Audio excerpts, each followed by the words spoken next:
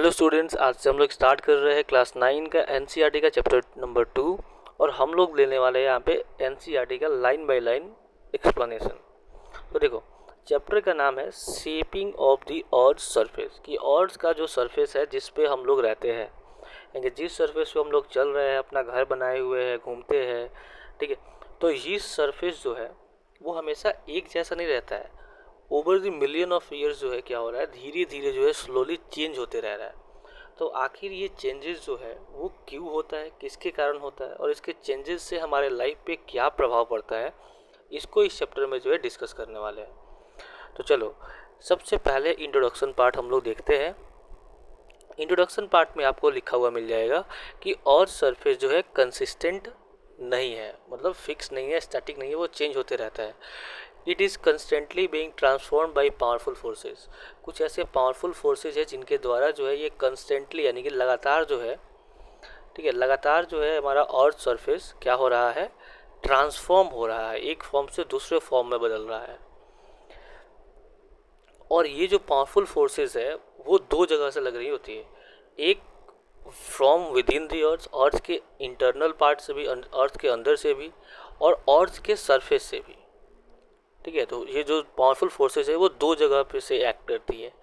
तो ऐसा फोर्सेस जो अर्थ के अंदर से एक्ट करती है अर्थ के सरफेस में चेंजेस लाने के लिए, उसको हम लोग बोलते हैं इंडोजेनिक फोर्स।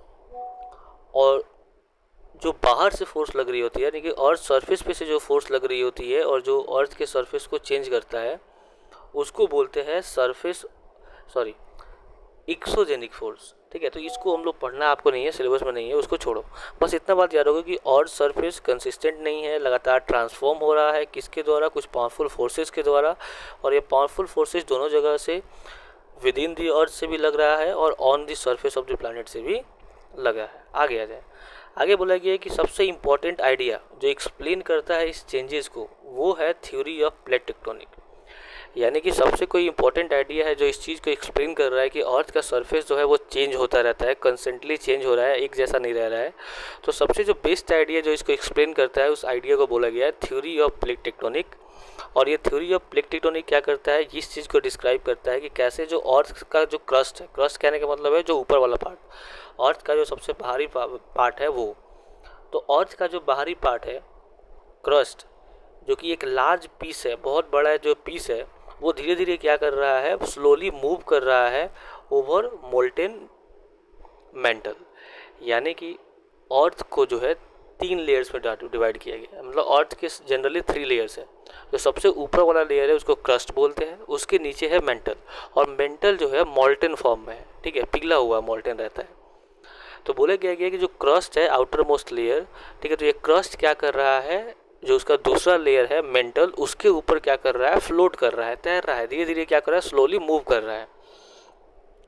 और यही जो मूवमेंट है इन प्लेट्स के अंदर give rise to the various landform. इसी स्लोली मूवमेंट के कारण जो है अर्थ के ऊपर जो है अलग अलग प्रकार के जो है लैंडफॉर्म्स देखने को मिलता है, जैसे कि माउंटेन्स, वोल्केनोज, प्लेन्स, वैलीज, और भी बहुत सारे। अंडरस्टैंडिंग द प्लेट टेक्टोनिक्स, तो अलग इस प्लेट टेक्टोनिक्स को समझते हैं और लैंडफॉर्म को समझते हैं, तो ये हेल्प करेगा हमें समझने में नेचर का फेनोमेना, जो प्राकृतिक घटनाएं हैं उसको समझने में मदद करेगा। जैसे कि अर्थक्वेक के बारे में समझ पाएंगे, क्यों होता है, कब होता है, वोल्केनिक इरप्शन, या फिर और भी कि कंटिनेंट और ओशंस कैसे फॉर्म होते हैं। इन सब को समझ पाएंगे अगर हमने प्लेट टेक्टोनिक को समझ लिया और लैंड फॉर्म्स को समझ लिया। तो आ जाओ, सबसे पहले जो है हम लोग देख लेते हैं प्लेट टेक्टोनिक्स को, कि प्लेट टेक्टोनिक्स क्या है। प्लेट टेक्टोनिक्स जो एक बहुत इंपॉर्टेंट थ्योरी है, जो किसके द्वारा दिया गया है, तो W.J. मॉर्गन, ठीक है। बताया गया कि ये एक्सप्लेन करता है मूवमेंट ऑफ अर्थ क्रस्ट। तो प्लेट टेक्टोनिक किस चीज़ को एक्सप्लेन करता है, कि अर्थ का जो क्रस्ट है उसके अंदर जो मूवमेंट हो रहा है, धीरे धीरे वो मूव कर रहा है, इसको एक्सप्लेन करने का काम करता है प्लेट टेक्टोनिक थ्योरी। इस थ्योरी के हिसाब से अगर बात करें तो बताया गया इस थ्योरी के अंदर में कि अर्थ का जो आउटर मोस्ट लेयर है, यानी कि जो क्रस्ट है, वो एक सिंगल पीस में नहीं है, बल्कि कई स्मॉल या लार्ज टुकड़ों में क्या है, डिवाइडेड है, जिनको हर एक टुकड़े को बोला जाता है टेक्टोनिक प्लेट्स। समझ में आ गया क्या बोला गया इस थ्योरी में, कि अर्थ का जो क्रस्ट है, यानी कि आउटर मोस्ट लेयर, वो एक सिंगल प्लेट नहीं है, वो अलग अलग जो है बड़े बड़े या छोटे छोटे जो है हिस्सों में क्या है, टूटा हुआ है। और उस ब्रोकन पीसेस को क्या बोला जाता है, टेक्टोनिक प्लेट्स। और ये जो प्लेट्स है वो स्लोली मूव कर रहा है किसके ऊपर, मॉल्टेन मेंटल के ऊपर।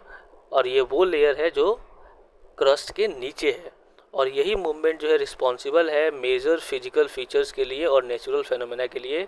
और यही जो मूवमेंट है प्लेट्स का वो जिम्मेवार है किस चीज़ के लिए, कि अर्थ के ऊपर जो अलग अलग हम लोग फिजिकल फीचर जैसे कि माउंटेन देखने को मिल रहा है, वैली देखने को मिल रहा है, तो ये सब किसके कारण होता है, इन्हीं टेक्टोनिक प्लेट्स के मूवमेंट के कारण। या फिर जो हम लोग प्राकृतिक घटनाएं देखते हैं, इसके भूकंप देखते हैं, वोल्केनिक इरप्शन देखते हैं, ये सब इनके कारण ही होता है, इस मूवमेंट के कारण ही होता है। आगे देखो तो बताया गया कि अर्थ जो है बना हुआ है, अर्थ मेड ऑफ 3 मेन लेयर, की अर्थ जो है वो 3 मेन लेयर से जो है बना हुआ है, क्रस्ट, मेंटल और कोर, ये 3 लेयर है। इसमें क्रस्ट जो है वो सबसे आउटर मोस्ट लेयर है, सबसे बाहरी हिस्सा है जिसपे हम लोग सब लोग रहते हैं। क्रस्ट के नीचे है मेंटल, ठीक है, जो कि बहुत ज़्यादा मोटा है और गर्म है। और सबसे इनर मोस्ट जो लेयर है वो है कोर, और ये एक्सट्रीमली हॉट और हैवी है।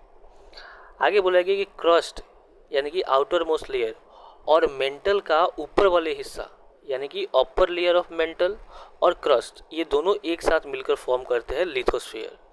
और हमने पढ़ा, और यही जो लिथोस्फीयर है, ठीक है, वो टेक्टोनिक प्लेट्स में टूटा हुआ है। यानी कि जो टेक्टोनिक प्लेट्स की हम लोग बात कर रहे थे उसके अंदर मूवमेंट होता है, ठीक है।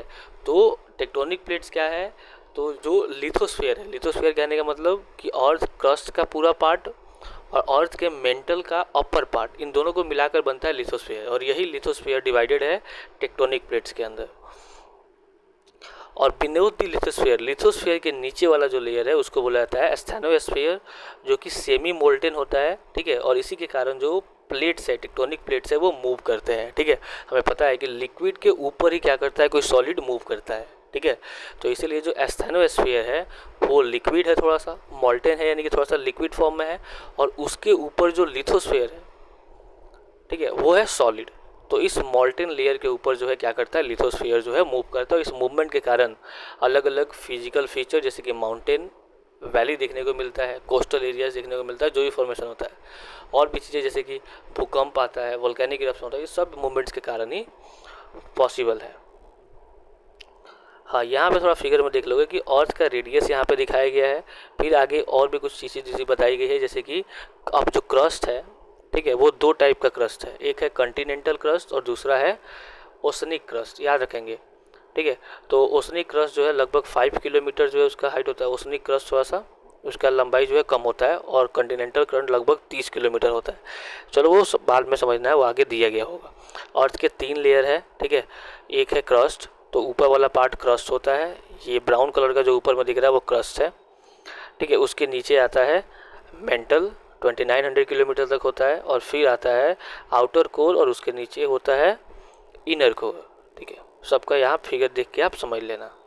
यहाँ पे अब चलते हैं, यहाँ बोला गया कि टेक्टोनिक प्लेट्स क्या है। तो tectonic plates are massive slab of solid rock that move very slowly, usually a few centimetre per year. बोले ये टेक्टोनिक प्लेट्स क्या है, तो टेक्टोनिक प्लेट्स बहुत बड़े जो है, मैसिव, बहुत बड़े जो है स्लैब्स है। स्लैब कहने का मतलब है परत। तो एक सॉलिड रॉक का जो है एक बहुत बड़ा जो है परत है क्या, टेक्टोनिक प्लेट्स, जो काफ़ी स्लो जो है मूवमेंट करता है, लगभग हर साल कुछ सेंटीमीटर, 1-2 सेंटीमीटर, ठीक है। देयर आर 3 मेन टाइप, और ये जो टेक्टोनिक प्लेट्स है वो 3 टाइप्स के हैं, कॉन्टिनेंटल प्लेट, ओशनिक प्लेट और मिक्स प्लेट।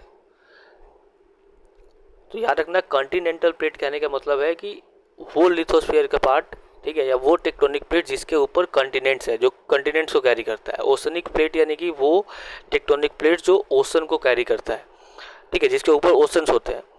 और मिक्स कहने का मतलब जिसके ऊपर दोनों कॉन्टिनेंट्स और ओशन दोनों हो। और some of the major tectonic plates के नाम आप याद रख लोगे। कुछ टेक्टोनिक प्लेट्स है, मेजर 7 टेक्टोनिक प्लेट्स है, Pacific plate, Eurasian plate, African plate, North American plate, South American plate, Indo Australian plate और अंटार्कटिक प्लेट। इनका नाम आपको कैसे भी याद होना चाहिए। तो ये है 7 मेजर टेक्टोनिक प्लेट्स जिनका नाम आपको पता होना चाहिए, ठीक है।